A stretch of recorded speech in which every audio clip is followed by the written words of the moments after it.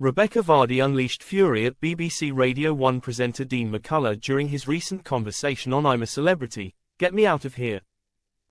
The 42-year-old slammed the ITV staffer, cozying up to her rival Coleen Rooney in her brutal attack. In her I'm A Celeb column for The Sun, Rebekah labelled Dean as irritating and claimed his frequent references to her Agatha Christie trial were to ensure he got airtime. She raged, "Oh Dean and his cozying up to Coleen, I'm actually really glad he got voted in the trial because actually I find him really irritating. Give it a rest mate." In Tuesday's episode, the DJ will enter the sinister sarcophagus in hopes of winning stars and ensuring his campmates have a meal. The first look clip shows him in a sarcophagus-shaped container with a separate box around his head.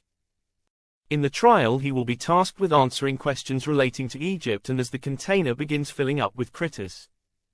During Monday's episode, Coleen opened up about the infamous Agatha Christie trial, in which she faced a libel lawsuit against Rebekah, calling it her worst nightmare. When asked about the social media buzz surrounding the case, the socialite shared, "I just didn't think it would have the impact it did, because I was just that sick and tired of it, it was draining." Coleen continued, "That was my worst nightmare to go to court, I felt like it was like putting on a show for the whole world." She stated that it was really disappointing how the saga became a bit of a joke, before adding, "No one knew the full story." When Dean questioned her about the term Agatha Christie and asked, "Who owns it?" Coleen chuckled in response, as Loose Women's Jane Moore explained to the radio presenter, "That's a whole other, she does."